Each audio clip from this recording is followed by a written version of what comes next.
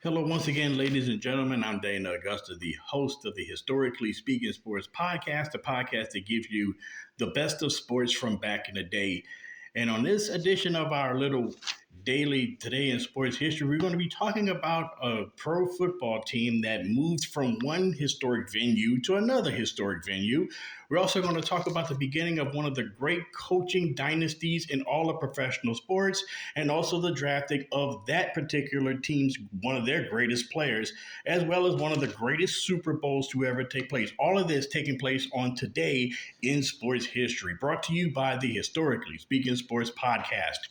On this date in 1956, the New York Giants, New York football Giants, that is, moved out of Coogan's Bluff, known as the Polo Grounds, to New York Yankee Stadium in the Bronx. They started playing in Coogan's Bluff back in 1925 when the team was first founded, and during their time at the Polo Grounds won three NFL championships, including the 1934 championship game known as the Sneakers game, when the New York Giants wore basketball shoes in order for better traction on the frozen surface of the Polo Grounds. On this date in 1969, none other than the great Chuck Noll was hired by the Pittsburgh Steelers and beginning one of the great coaching reigns in NFL history. He was hired away from the Baltimore Colts that year as their defensive coordinator right after them losing to Joe Namath and the New York Jets in Super Bowl III. Also, during his time with the Steelers, he would win 4 Super Bowls and would finish his career in 1991 with 209 career wins. Also taking place on this particular day, speaking of the Pittsburgh Steelers, was the drafting of Terry Bradshaw out of Louisiana Tech.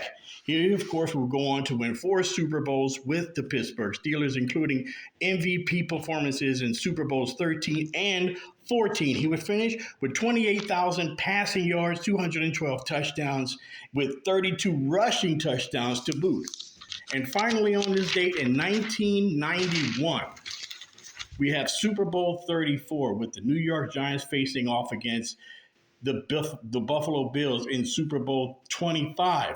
Of course, that game is best remembered for Scott Norwood's last-second missed field goal, giving the Giants the 20-19 win in their second Super Bowl championship in 4 years.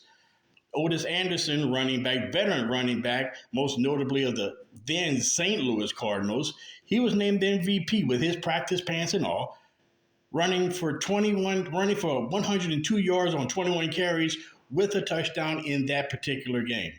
So that does it for this edition of Today in Sports History, brought to you by the Historically Speaking Sports podcast. Please check out our past episodes and this upcoming episode where we're going to be talking about our best Super Bowl memories, going back to your first Super Bowl memory, best ones, worst ones, and all of that. We're going to be talking about all of that coming up on this upcoming episode of the Historically Speaking Sports podcast here on the Sports History Network.